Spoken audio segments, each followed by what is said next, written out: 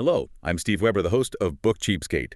We're running through the top 10 free Kindle books featured today on bookcheapskate.com. Happy Sunday, everyone. It's November 9th, 2025.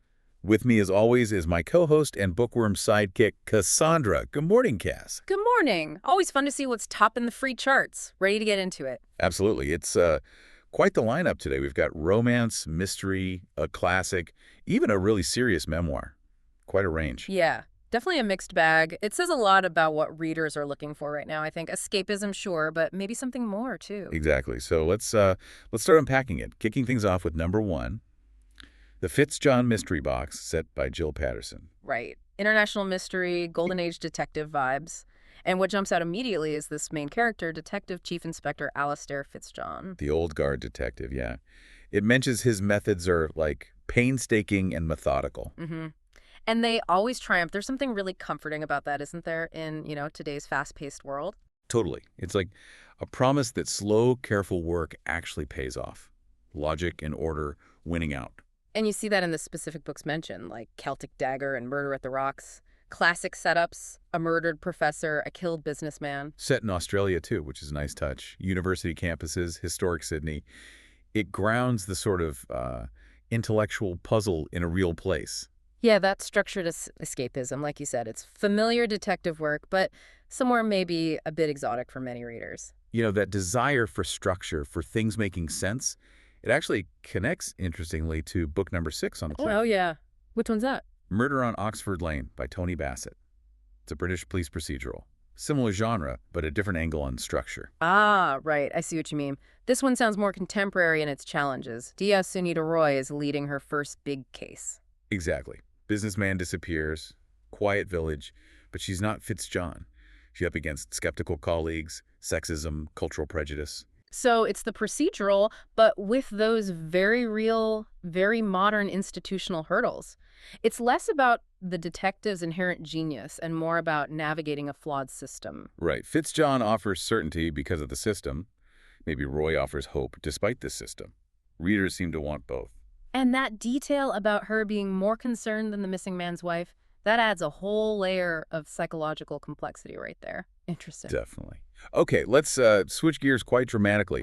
A huge chunk of this list is romance, starting with number 2, Worth the Risk by Heather B. Moore. Yes, contemporary small-town second chance romance. That's a popular trope for a reason. What's the core appeal, do you think, the second chance thing? Well, it's basically a wish fulfillment centered on regret, isn't it? Alicia moves back home, has to help her mom who's struggling with addiction. Okay, so real-world problems as a backdrop. Right. And then, bam, she runs into Jeff Finch. Her teenage crush, the guy who apparently wrecked their friendship years ago. The one single disastrous night. Classic. So unresolved tension. Tons of it. And she wants to keep him in the past, but, life happens. She sees him at work. The chemistry is still there. It's all about facing past mistakes, forgiveness. Can things be fixed? It lets you explore those big what-ifs in a sort of safe space, which leads us into number 7, another second chance romance.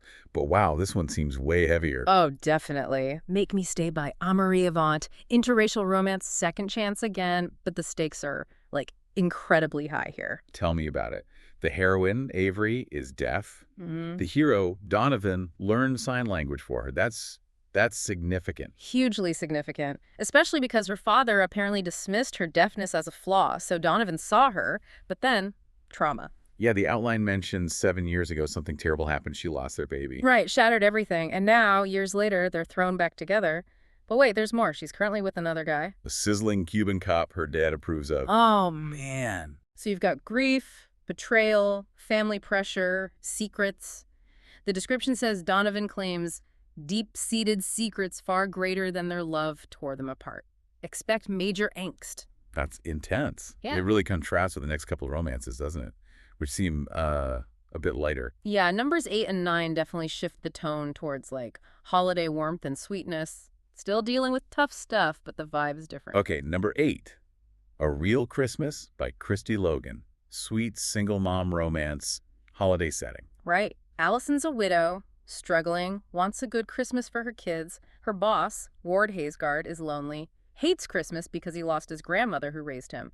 A bit of a Grinch. So opposites attract, holiday style. He helps her out, offers her a job. And they get closer. It's about finding connection through shared kind of low-key struggles, grief, second chances, building a new family feeling. But there's a secret from his past.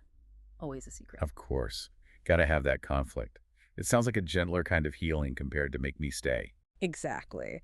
And number 9, The Christmas Bet by Meg Easton is similar in tone. Sweet holiday romance again. This one has matchmaking kids, 2 6-year-old enemies. That sounds fun. Yeah, Operation Christmas Matchmaker. It's cute.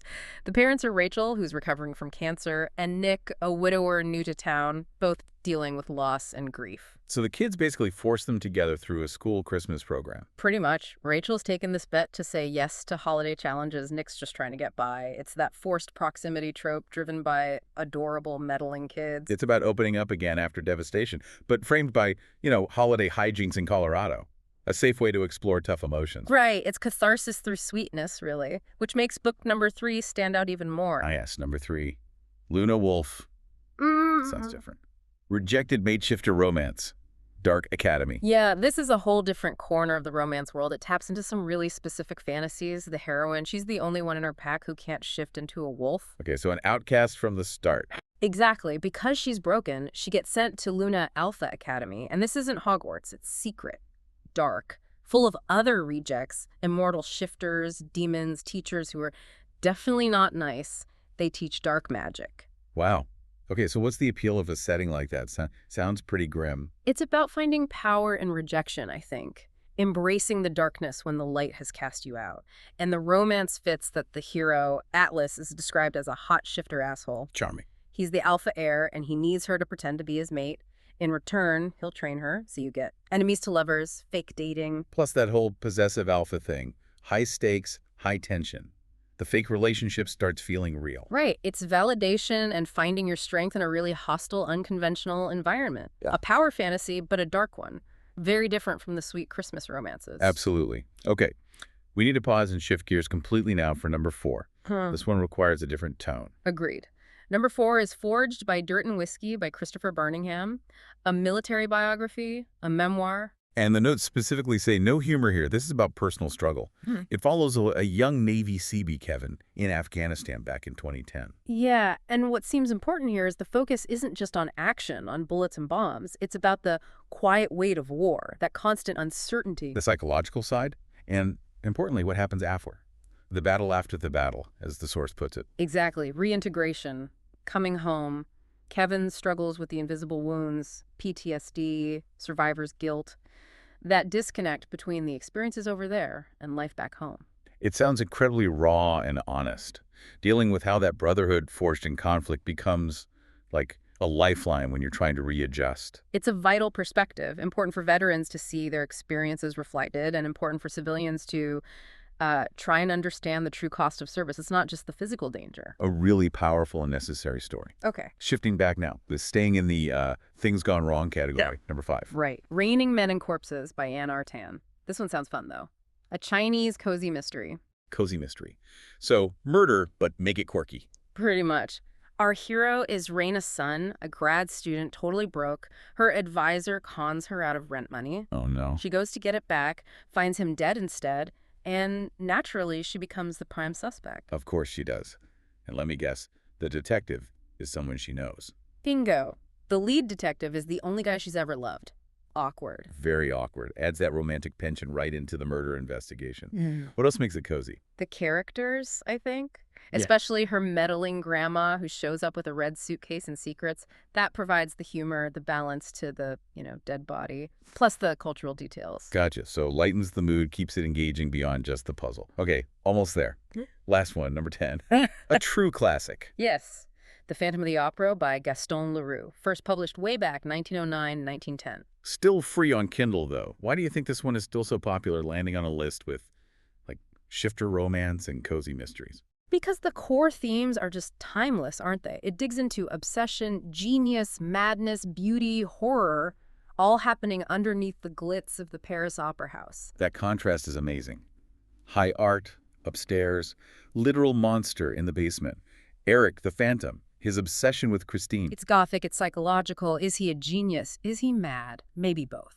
And it explores how art can transform, but also how obsession destroys. It's got that dark, romantic pull. And didn't LaRue base it partly on real stuff? Or rumors, at least? Yeah, there were events at the actual Palais Garnier, rumors about hitting lakes, strange accidents, even supposedly a skeleton found walled up from years before. That grounding in maybe reality makes the fantasy even more potent. So it taps into those deep fears and fascinations about what lies beneath the surface. A really powerful story. Definitely. From the methodical Fitzjohn solving crimes in sunny Australia to the phantom lurking in the dark beneath Paris. Quite a journey through these 10 books. It really is. Yeah. You see readers wanting structure and certainty, but also intense emotional release, healing from trauma, exploring dark fantasies, and connecting with very real human struggles. What a mix. Shows the breadth of what people are looking for, even just in the free section. Something for almost every psychological need, you could say. Well, thanks for joining us today. And remember, if you want to download any of the books we've mentioned today from Amazon, visit us at bookcheapskate.com and you'll have all the links right there. But do it now before these deals expire. Who knows? They might even expire later today. And don't miss tomorrow's show, very morning. It's all brand new. We'll do it again then. Sounds great. Farewell for now and enjoy the reading. Until then, keep on opening new worlds with great books without blowing a massive hole in your wallet. And whatever you do, remember this. When you read, Your mind becomes its own kingdom.